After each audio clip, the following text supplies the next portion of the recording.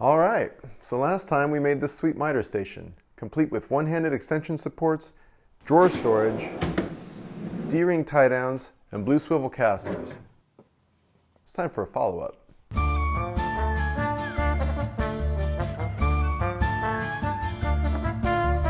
Okay, so the basic premise is that the miter station needs to mate with the cabinets securely and consistently.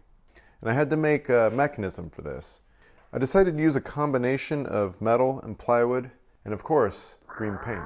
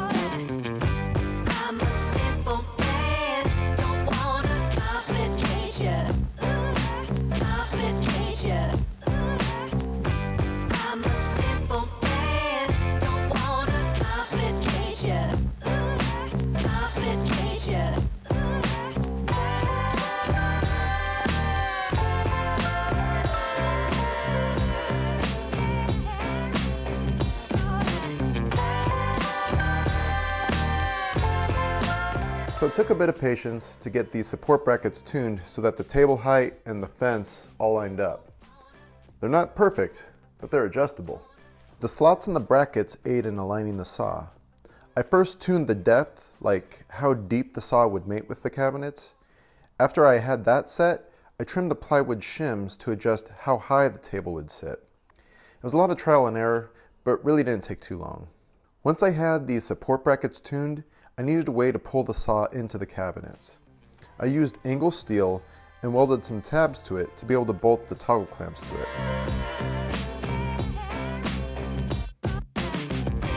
I modified the hooks of these clamps. I added a plate on the back of them and drilled and tapped a hole so that I could have bolts that would act as positive stops. Okay, so in making all of this, I learned a couple things. Number one, the wedge shape worked well at getting the station to mate consistently. However, because the angle of the taper is so subtle, it gives it a huge mechanical advantage when you're pushing the saw in. You can push it in further and further and it just gets tighter. I had to decide on what felt like tight enough and leave it there. This was another reason for the positive stops. With this shape, you could probably keep pushing it in until the cabinets were no longer plumb. Also, I think the vertical taper should have been a little more aggressive. I noticed with my shop that because of the slab having such a pronounced slope, as I rolled the miter station into its home, the support brackets would slightly catch on the slots where the extension arms go. It forces me to lift the front a tiny bit as I slide it in. If my slab were more level, or if the taper was steeper, this would not have been a problem. Lastly, I had to make a way for this left toggle clamp to stay in position.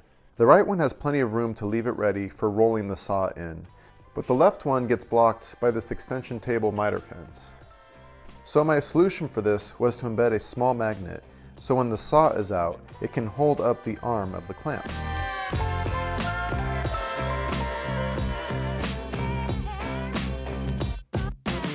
And that's pretty much it. Overall, I'm really happy with this miter station project.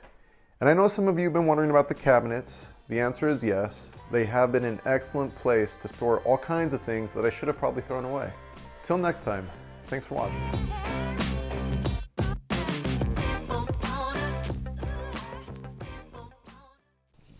I better have some stuff there to work with. It's 20 minutes.